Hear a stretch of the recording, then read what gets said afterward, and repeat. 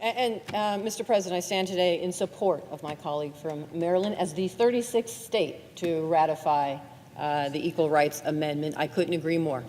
I think it's time to eradicate discrimination of any kind. So I commend my colleague for standing up today in his comments. I stand up today to talk about an issue that continues in our communities, and it's the issue of housing discrimination. I recently read an article from the Center for Investigative Journalism about a young woman named Rochelle. At the time, Rochelle was in her early 30s and living in Philadelphia. She was making $60,000 a year as a contractor at Rutgers University. She had savings, good credit, and an undergraduate degree from Northwestern.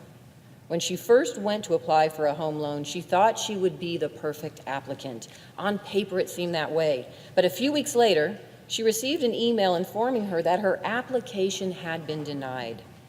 In the email, her broker told her that because she was a contractor, not a full-time employee, her application was too risky for the bank to approve. She was at a loss. She had been planning to purchase a home for years and thought she had done everything right. She then asked her partner, Hanako, to sign on to the application with her. Now, at the time, Hanako was working a few hours a week at the grocery store, making $300 a month. That's about $3,600 a year. Hanako tried calling the bank to speak to a loan officer about the application, and to Rochelle's surprise, the loan officer picked up. He was attentive and helpful and friendly to Hanako. A few weeks later, he approved the couple's loan. Now, this makes no sense, right? Rochelle was the one making an income in the upper five figures, $60,000 a year. She was the one with good credit, and she was the one paying for Hanako's health insurance. The difference here was that Rochelle is Black. This story did not take place in 1930, when it was legal for housing lenders to discriminate on the basis of race. And it did not take place in 1968, the year that banks were formally banned from using race as a factor in deciding home loan applications. It took place less than 2 years ago in 2016. Today, 50 years after the passage of the Fair Housing Act, stories like Rochelle's are all too common. For any person of color who has tried to navigate the housing market, Rochelle's experience is a case of déjà vu. We now know that Rochelle was the victim of redlining. Redlining is a term that describes the practice of denying goods or services to people on the basis of the color of their skin. The term originated in the 1930s when redlining was the official policy of the Federal Housing Administration. Back then, federal officials divvied up cities and assigned a color to each neighborhood. The color system was supposed to help mortgage lenders know where to invest. Green and blue neighborhoods were home to desirable borrowers with good credit. Yellow or red meant risky borrowers live here, so don't invest. The practice became known as redlining because the FHA would draw red lines on city maps to designate, quote unquote, bad neighborhoods. For the FHA, a bad neighborhood was defined by the color of your skin. Now, redlining was banned in the 1960s, but as we learned from stories like Rochelle's, the practice still goes on under the radar. So much so that in 1975, Congress passed the Housing Mortgage Disclosure Act to help regulators identify when it was going on. But even with the new requirements, redlining continued. Then in the 1990s, the financial industry began selling a thing called the subprime loan.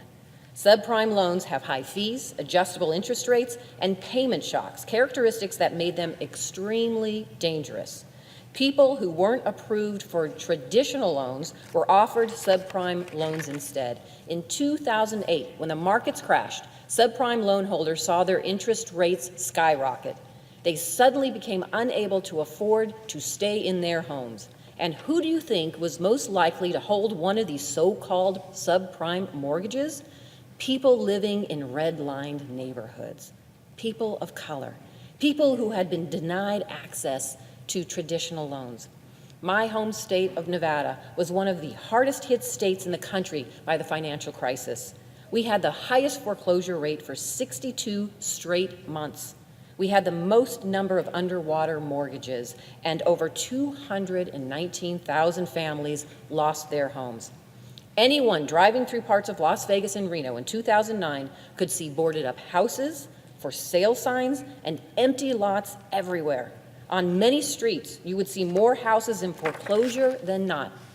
And while all neighborhoods suffered, African American, Latino, and Asian Pacific Islander communities were hit the hardest. Entire neighborhoods were hollowed out. Trillions of dollars were lost. I was the Attorney General of Nevada at this time. We did everything we could to fight for homeowners and help them stay in their homes. And this was going on, and as it was going on, I asked myself, how could this happen?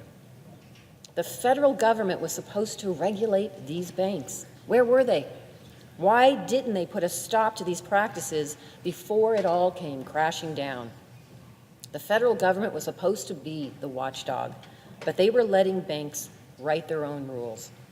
As Attorney General of Nevada, I sued the big banks for their fraudulent practices and secured over $1.9 billion to help homeowners in my state. And then, in 2010, federal lawmakers passed the Dodd-Frank Wall Street Reform and Consumer Protection Act to ensure that what we saw in 2008 would never happen again.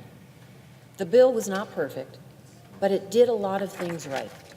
It strengthened oversight of the big banks. It made the big banks undergo stress tests and develop bankruptcy plans. And it also strengthened HMDA, the Home Mortgage Disclosure Act. It strengthened the reporting requirements to help regulators fight back against discriminatory, racist, redlining practices. Banks say they don't treat borrowers differently, but the data shows us that's a different story. Redlining remains a major problem for communities of color. The legislation we're now considering, S 2155, would roll back Wall Street reform. It includes a section, Section 104, that would repeal many of the reporting requirements we added after the financial crisis to prevent housing discrimination.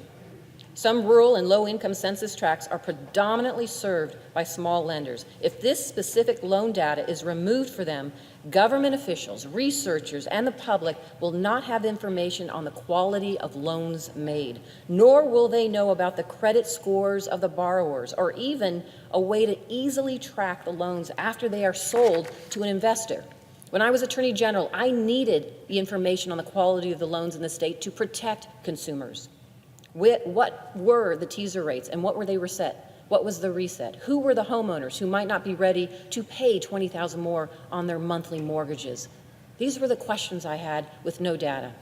With everything we saw 10 years ago, I cannot now believe that we're considering restricting access to this kind of data, the kind of data that is important to prevent housing discrimination. I've seen what happens when you don't have strong enough protections against housing discrimination. This is why I've introduced an amendment to strike Section 104 to preserve access to data we need.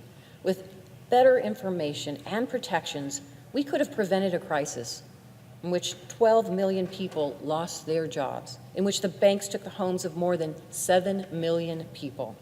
Let's not take away access to this information. Let's not make the same mistakes that we made 10 years ago.